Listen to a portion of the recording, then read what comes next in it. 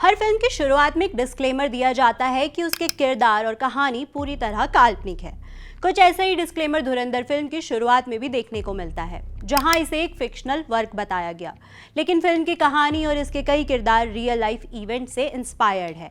यानी हम पर्दे पर जो देख रहे हैं वो कहीं ना कहीं रियल लाइफ में भी हुआ है। अगर आपने धुरंधर द रिवेंज देखी है तो आप इन सभी किरदारों को पहचानते होंगे, और अगर नहीं देखी तो जान जाएंगे, क्योंकि हम आज फिल्म के उन कैरेक्टर्स की बात कर रहे हैं जो रियल इवेंट्स में भी दिखाई दिए हैं। लेकिन यहाँ हम सिर्फ किरदार की नहीं बल्कि उनसे जुड़े इवेंट्स की टाइमलाइन भी मैच करेंगे, यानी धुरंधर डिकोडेड।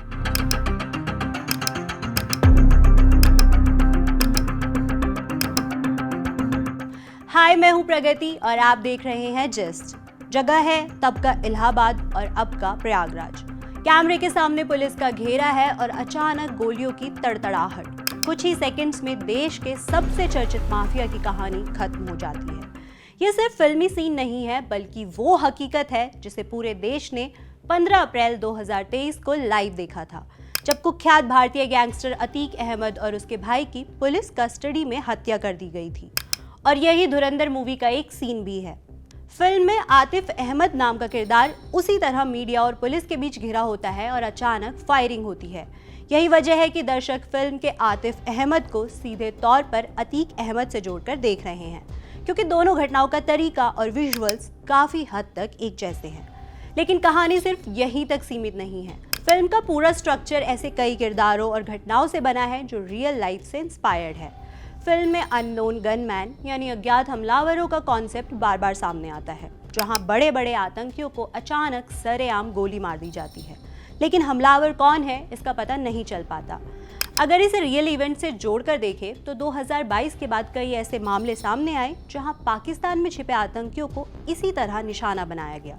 इनमें जहूर मिस्त्री जैसे नाम भी शामिल है।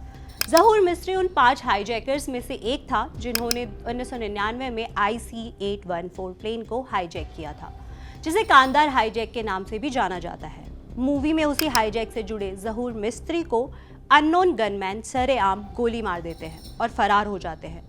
वही रियल लाइफ में भी कुछ ऐसा ही हुआ था। 2022 में जहूर मिस्त्री को पाकिस्तान के कराची में उसके ही इलाके में अननोन हमलावरों ने गोली मार दी थी। अगर फिल्म के मुख्य किरदार की बात करें तो जसकीरत सिंह रांगी या हमजा, जो एक अंडरकवर एजेंट के रूप में सामने आता है, उसकी कहानी और किरदार की तुलना मोहित शर्मा से की जा रही है।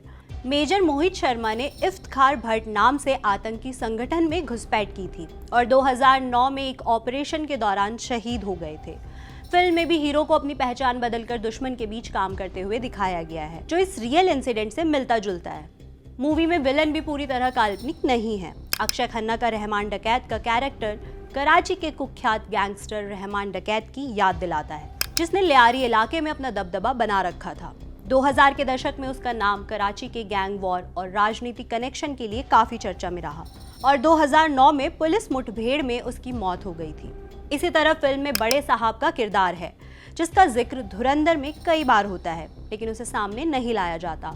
हर बड़े हमले, हर साजिश और हर गैंग कनेक्शन के पीछे सिर्फ बड़े साहब का नाम सुनाई देता है, जो दर्शकों के लिए एक रहस्य बना रहता है। लेकिन धुरंधर के इस पार्ट में जब फाइनली इस किरदार को रिवील किया जाता है तो पता चलता है कि बड़े साहब कोई आम गैंगस्टर नहीं, बल्कि वो शख्स हैं जो खुद सामने आए बिना दूर बैठकर पूरे नेटवर्क को कंट्रोल करता है। इस किरदार को दाऊद इब्राहिम से जोड़कर देखा जा रहा है। दाऊद इब्राहिम वही नाम है जो 1993 के मुंबई बॉम्ब ब्लास्ट के बाद भारत का मोस्ट वांटेड अपराधी बन गया, जिसके बाद वो भारत छोड़कर पाकिस्तान चला गया। फिल्म में बड़े साहब को भी बिल्कुल इसी तरह दिखाया गया है, एक ऐसा मास्टरमाइंड जो कभी फ्रंट पर नहीं आता, लेकिन हर ऑपरेशन के पीछे उसी की रणनीति होती है। उसके नीचे कई लेयर्स में लोग काम करते हैं। यही वजह है कि दर्शक बड़े साहब को सीधे तौर पर दाऊद इब्राहिम से जोड़कर देख रहे हैं।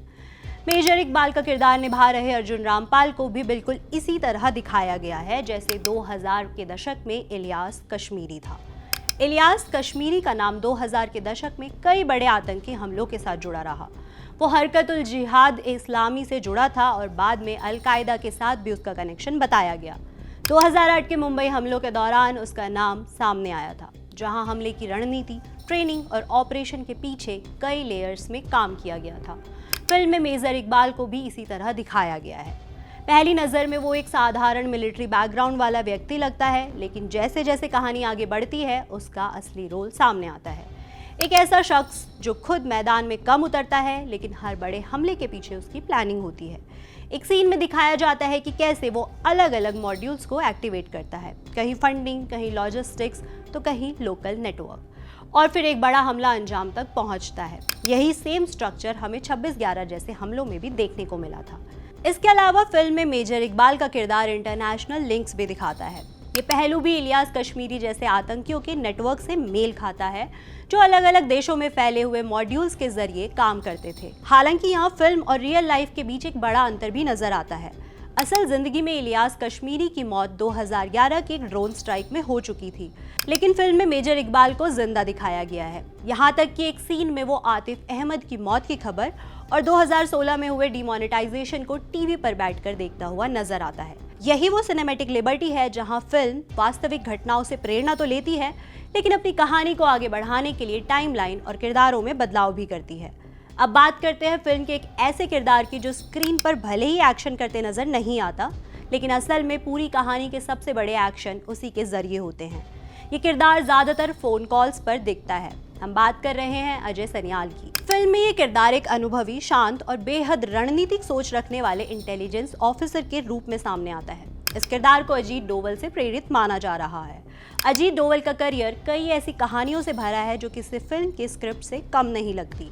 1980-90 के दशक में उन्होंने अंडरकवर ऑपरेशंस किए, पाकिस्तान में घुसकर जानकारी जुटाई और भारत के कई आतंकवाद विरोधी अभियानों में अहम भूमिका निभाई। फिल्म में अजय सनियाल भी कुछ इसी तरह का किरदार निभाते हैं। एक सीन में दिखाया जाता है कि कैसे वो अननोन मैन के कॉन्सेप्ट को ऑपरेट करते हैं, यानी ऐसे ऑपरेटिव्स जो सामने नहीं आते, कोई पहचान नहीं छोड़ते, लेकिन टारगेट को खत्म करके गायब हो जाते हैं। अब आते हैं नवाज शफीक के किरदार पर, जो फिल्म के पॉलिटिकल एंगल को सामने लाता है। ये किरदार एक ऐसे नेता का है जो बाहर से एक सॉफ्ट डिप्लोमेटिक चेहरा दिखाता है, लेकिन अंदर ही अंदर अंडरवर्ल्ड और आतंकी नेटवर्क से जुड़ा हुआ होता है। फिल्म में नवाज शफीक को कई बार ऐसे सीन में दिखाया गया जहां वो एक तरफ इंटरनेशनल मंच पर शांति की बात करता है और दूसरी तरफ बड़े साहब और मेजर इकबाल जैसे लोगों से जुड़ा हुआ रहता है। रियल लाइफ में भी कई रिपोर्ट्स और एनालिसिस ये इशारा करते रहे हैं कि पाकिस्तान में कुछ आतंकी संगठनों को अप्रत्यक्ष समर्थन मिलता रहा है। अगर इन सभी किरदारों और घटनाओं को एक साथ देखें तो साफ होता है कि धुरंधर सिर्फ एक एक्शन फिल्म नहीं है। धुरंधर फिल्म इसी पूरे टाइमलाइन को एक सिनेमैटिक फॉर्म में पेश करती है। नाम बदल दिए गए हैं, किरदारों को थोड़ा ड्रामेटाइज किया गया है, लेकिन इवेंट्स रियल लाइफ से कहीं ना कहीं इंस्पायर्ड है। बॉलीवुड में रियल लाइफ इंसिडेंट से इंस्पायर्ड कई मूवीज बनी हैं, जैसे राजी, जो एक भारतीय जासूस की रियल लाइफ से इंस्पायर्ड है, उरी द सर्जिकल स्ट्राइक, जो 2016 के सर्जिकल स्ट्राइक पर आधारित है, special 26, a Wednesday and the Kashmir files. इन फिल्मों में कहीं ना कहीं स्पेशल ऑपरेशंस को सिनेमैटिक अंदाज में पेश किया गया। अब अगर storytelling, screenplay, character buildup या रियल वर्सेस रियल कंपैरिजन की बात करें तो आपको कौन सी फिल्म सबसे ज़्यादा इम्पैक्टफुल लगी, और धुरंधर में आपको कौन सा हिस्सा सबसे ज़्यादा पसंद आया, या कौन सा किरदार सबसे ज़्यादा दमदार लगा, हमें कमेंट सेक्शन में ज़रूर बताएं। देश, दुनिया और तमाम बड़ी खबरों के लिए देखते रहे जिस्ट।